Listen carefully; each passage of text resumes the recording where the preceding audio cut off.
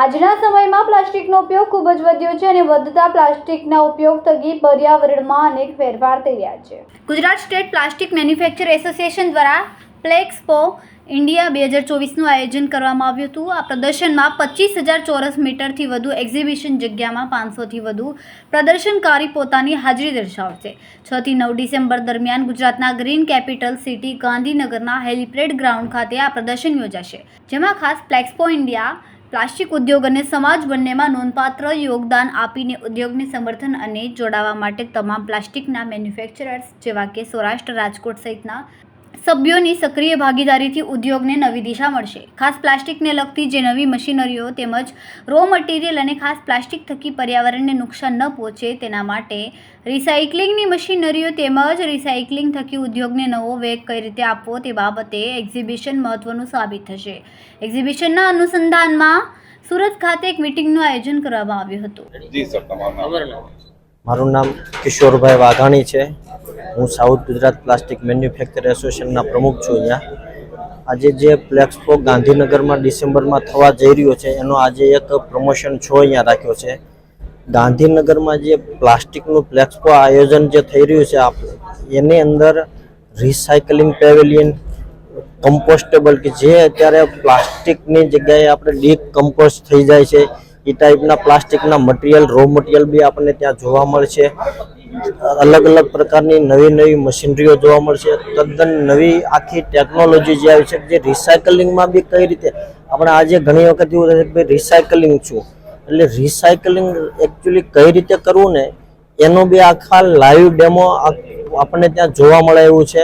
તો દરેક અમે લોકોને આપણે એક વિનંતી કરીએ છીએ કે ત્યાં આવો, તમે જુઓ કે પ્લાસ્ટિક શું છે।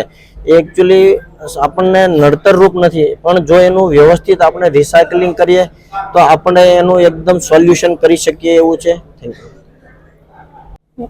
હું Bharat Patel, president Gujarat state plastic manufacture association.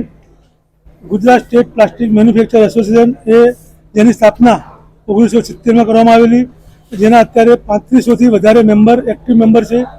અત્યારે ગુજરાત સ્ટેટ પ્લાસ્ટિક એસોસિએશન એ પ્લાસ્ટિક એક્ઝિબિશન 9મો શો પ્લેક્સપો કરવા ગાંધીનગર ડિસેમ્બર 6 થી 9 હેલિપેડ ગ્રાઉન્ડમાં કરવા જઈ રહ્યું છે, જે અત્યારે એકદમ સક્સેસ શો છે। ગુજરાત પ્લાસ્ટિક એસોસિએશનમાં અત્યાર સુધીની સૌથી વધારે બુકિંગ આમાં મળેલું છે। બીજું કે પ્લાસ્ટિક એસોસિએશન અમારું એ પ્લાસ્ટિક રિસાયકલિંગમાં, પછી મોલ્ડિંગમાં, પ્લાસ્ટિક રિસાયકલિંગમાં ખાસ અમને ધ્યાન આપ્યું છે। અમે આપણા લાડીલા મુખ્યમંત્રી શ્રી ભૂપેન્દ્રભાઈને મળ્યા કે ભાઈ અમને રિસાયકલિંગ પાર્કની જગ્યા આપો, તો એમને 4 જગ્યા અમને એલોટ કરી છે। 4 ઝોન નક્કી કર્યા છે: અમદાવાદ, સુરત, સૌરાષ્ટ્ર અને ઉત્તર ગુજરાત।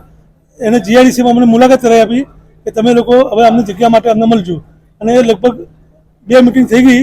હવે કદાચ ડિસેમ્બર સુધીમાં ફાઇનલ થઈ જશે અમારું એક્ઝિબિશન છે। ખાસ કરીને કઈ રીતની મશીનરીઓ રહેશે અને કઈ રીતનું આખું આયોજન?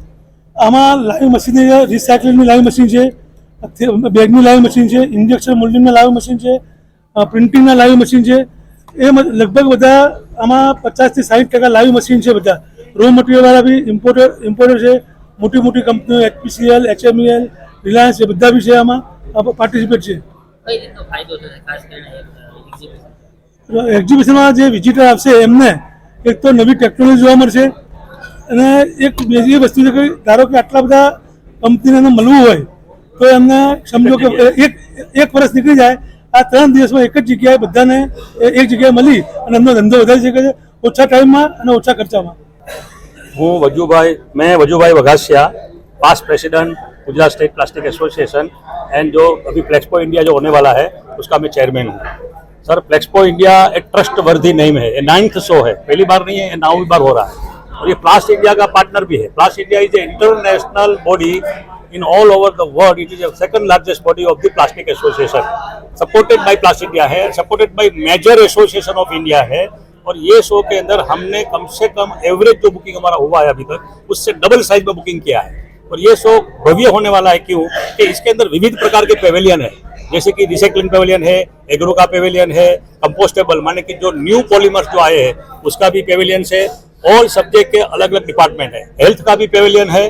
प्लास्टिक का यूज इतने बड़े पैमाने पर होता है कि पूरे देश के अंदर गुजरात जो है वो प्लास्टिक का हब है। Plastic machinery, plastic raw material और प्लास्टिक के जो एम्प्लॉयमेंट वगैरह जो हमारी टेक्निकल इंस्टीट्यूट्स है वो भी यहाँ से ज़्यादा हमको एम्प्लॉयमेंट मिलता है। Number 2, plastic Plexpo India is such a show कि ये शो के अंदर हम जो देने वाले हैं नई टेक्नोलॉजी देने वाले हैं, लाइव मशीन देने वाले हैं, लाइव प्रोडक्शन होगा। जो आदमी देखने के लिए आएगा तो खाली मशीन नहीं मिलेगा, प्रोडक्शन देखने को मिलेगा। कभी वोवन सेक्स कैसे बनता है, पाइप कैसे बनती है, बकेट्स वगैरह हाउस होल्ड कैसे बनता है, कपड़ा कैसे बनता है, फैब्रिक्स कैसे बनता है, वो सब देखने को मिलेगा। पर्टिकुलरली रिसाइकलिंग आज का सबसे बड़ा जो प्रॉब्लम है एनवायरमेंटली वो है प्लास्टिक का वेस्ट। वो प्लास्टिक का वेस्ट वो प्रॉब्लम नहीं है, प्लास्टिक का वेस्ट का जो मैनेजमेंट है वो प्रॉब्लम है। वो प्रॉब्लम अपने यहाँ सोल्व करने के लिए हम वहाँ पूरा वेस्ट के रिसाइकलिंग का पेविलियन दिखाएंगे तो सबको मालूम होगा कि waste is not a waste, is a best. This is the things for Plexpo India. मैं सबको इनवाइट करता हूँ, आप आइए, देखिए, आपका इन्फॉर्मेशन, आपका